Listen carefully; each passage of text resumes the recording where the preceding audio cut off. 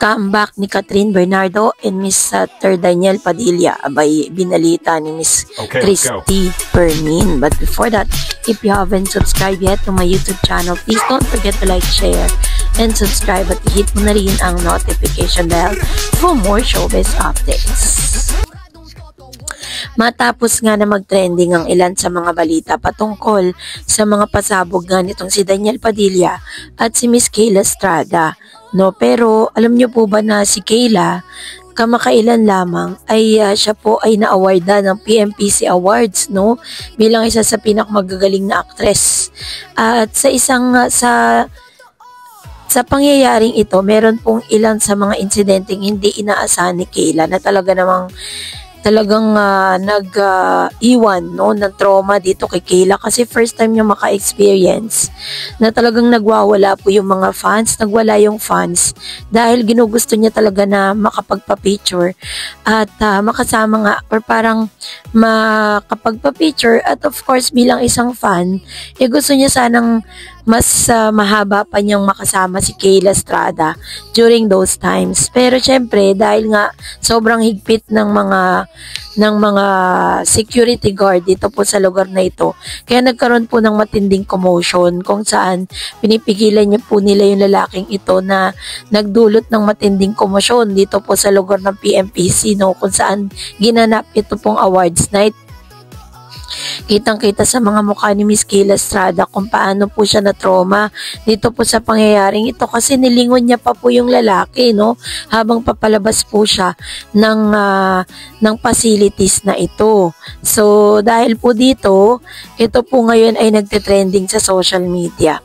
Dahil parang may mga kumampi po dun sa fan na parang gusto lang naman daw nung fan na makapagpa-picture kay Kayla, pero bakit daw ganun ang ginawa, no, dito po sa fan na ito. So tinakpan yung mga videos, pero dito po sa TikTok kalat na kalat yung mga videos na to. Yan po yung boy na gusto magpa-picture sa kanya na nagwala. So kitang-kita natin kasi parang ito pong fan na to, lagi ko nakikita to na talagang pag may mga artista, talagang todo pa-picture. Tas parang meron pong, parang medyo special kasi yung lalaki. Kaya ganun po yung nangyari doon. Siguro sobrang, sobrang, yung talagang fanboy talaga siya na up to the extent na talagang bawal na yung kanyang ginagawa. Kaya grabe po yung yung mga gwardyang nandun, grabe po yung naging commotion. At the same time, sobrang gulong-gulo din si Miss Kayla sa mga pangyayari.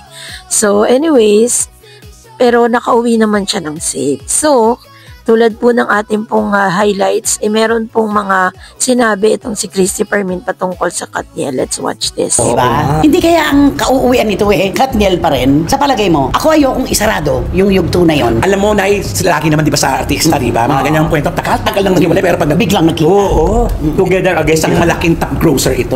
At saka, totoong nangyayari yan, yung matagal kayo nagdedmahan, matagal kayong hindi nagkita, at meron kayong nakarelasyon ng iba.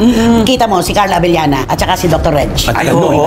May mga nakarelasyon na, nagpakasal pa, pero nung magkita, swak pa rin. Diba? Sa tagal ng panahon, kahit na mag-aaway. Dahil nga sa hindi pag-amin ni Miss Catherine Bernardo sa tunay na estado ng kanyang relationship sa isang mayor, kasi napag-usapan po kasi na parang nagkaroon ng leak, no, dun po sa usapan patungkol dun sa present relationship di umano nitong si Miss Catherine Bernardo. Sinasabi kasi nila na may karelasyon na nga itong si Miss Catherine na bagay na isinisikreto po nila, no, na bagay na ayaw po nilang ilabas sa publiko. According po to Manny Christy Permin sa kanyang kabuuang balita, is maaring may mas malalim na dahilan kung bakit sinisikreto lang daw di umano nitong si Miss Catherine ang kanyang karelasyon at ang relasyon nito dito po sa sinasabing mayor ng Lucena na si Mayor Mark Alcala. Matatandaan na pinag-uusapan ngayon na nakikipag-live-in na daw itong si Miss Catherine Bernardo kay Mayor na bagay na itinanggi naman po ng kampo nitong si Miss Catherine Bernardo. At sinasabi rin po ng ni Minay Christopher, isa pong pinaka sinasabing batikan, no, pagdating sa showbiz, na maaaring inililihim daw di umano nila ito dahil posible daw na mauwi pa rin itong ending na to para po kay Catherine at kay Daniel Padilla. Yun ang kanyang inaasahan. Kasi nga 'di ba parang dahil nga ayaw po muna nilang mag-disclose ng kanilang relationship, pag daw nabigyan ng pagkakataon na magkasama itong si Catherine at si Mr. Daniel Padilla sa isang proyekto, posible daw na magkaroon ng comeback. So yun po yung kanilang usap-usapan ngayon. Maging ang ilan sa mga showbiz analyst and showbiz commentator, ganun din yung sinasabi. Kahit po yung uncle o yung tiyuhin nitong si Mr. Daniel Padilla, no? So ang tanong ngayon, papaano naman si Kayla Estrada kung mangyayari yun, ano? Pero sa tingin ko po kasi hanggang ngayon, parang feeling ko is wala po talagang chance na magkaroon po sila ng movie ni Miss Catherine, kasi si Catherine mismo ang umaayaw.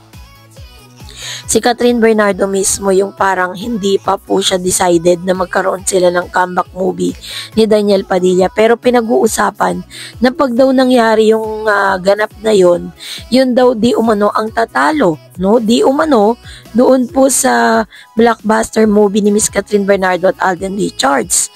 Which is, may naman possibility mangyari yun, pero yun po ay kung papayag si Catherine na makasama si Daniel sa isang proyekto. Pero sa ngayon ay sinasabi ng ilan na kumpirmado na nga daw di umano ang relationship ni Mr. Daniel Padilla and Miss Kayla Estrada. And I know that if it is happen, no, kung mangyayari man yun, di naman po siguro magiging malaking hadlang itong si Kayla Estrada para sa comeback movie.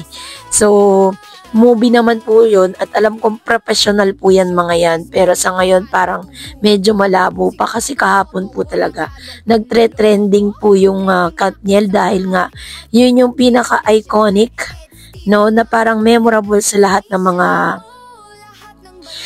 po ng mga Katniel fans kasi 'di ba parang November 30 nag-announce po sila na sila po hiwalay na, and December 1 doon po nag-iiyakan na po yung mga Katniel, no, doon po talagang sobra pong nasaktan yung mga Katniel fans na ang daming mga throwback photos and videos na ipinopost at talagang ang daming nasaktan sa kanilang naging announcement during that time. Kaya nga parang sinabi nila na ang November 30 and December 1 is a National Katniel Day dahil talagang yung nasyon ay sobrang apektado at naging usap-usapan nga yung kanilang breakups na parang feeling natin naging national problem na siya. Parang problema na siya buong Pilipinas nung naganap yun kasi nga naman nakakashock lang nung naganap po yun dahil hindi natin inaasahan na mag-e-end yung kanilang relationship sa ganung paraan. Kaya ngayon, syempre gumagawa na ng panibagong memory si Catherine sa panibago niyang journey. Ganon din naman si Daniel Padilla.